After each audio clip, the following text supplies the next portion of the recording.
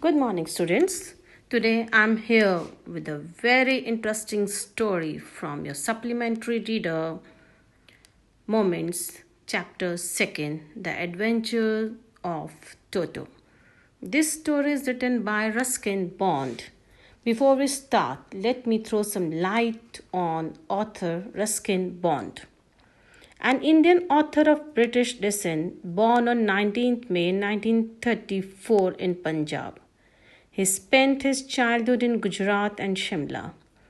He wrote his first novel, The Room on the Roof, when he was only 17, and it was published when he was 21. He got the Sahitya Akademi Award in 1992 for Our Trees Still Grow in Dehra.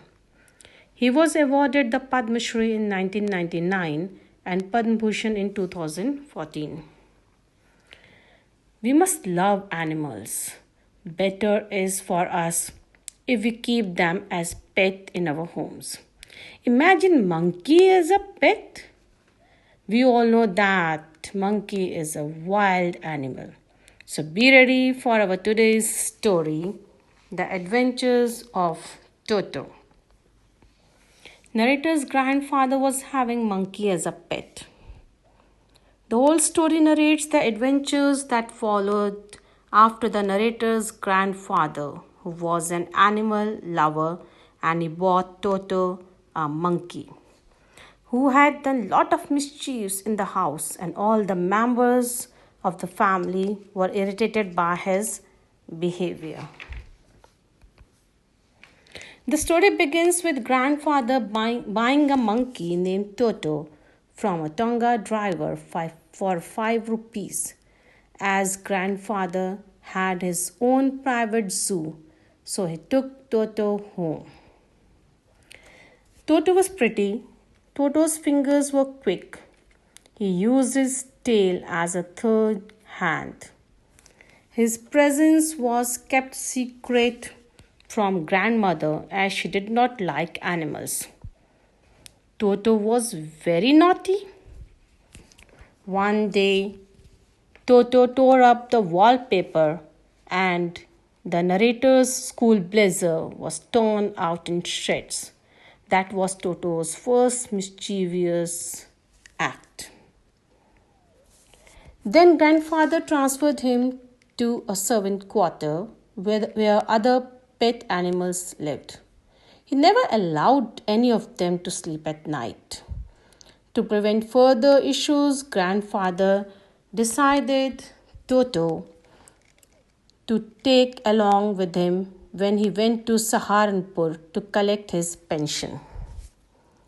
A big black canvas kit bag was arranged to take Toto so that he could not escape. On the way to Saharanpur, Toto suddenly poked his head out of the bag and scared the ticket collector, which resulted in payment of 3 rupees, as he thought it was a dog. Finally, Toto was accepted by grandmother. He was given a comfortable home in the stable. His companion was Nana, a donkey. Grandfather came to the stable to make sure that Toto was comfortable. He saw poor Nana struggling because Toto had jumped on her head and bitten her ears. He kept troubling Nana, a family donkey, and Toto and Nana never became friends. A great treat for Toto was warm water bath in winter evening. After taking the idea of water temperature, he used to take bath. One day, a large kettle was left on fire in kitchen with water to boil for tea. He checked the warm water and entered the kettle for bath. When the water started boiling, Toto became uncomfortable. If grandmother had not reached there to take him out, he would have been boiled alive. One day at lunchtime, Toto picked up the dish of pulao made by grandmother. When the grandmother screamed at him, he threw the dish down to take revenge from grandmother. He ran out and sat on the branches of the jackfruit tree. And he threw the dish down. The dish was broken into 100 pieces. Then he also threw a glass of water at one of the narrator's aunt.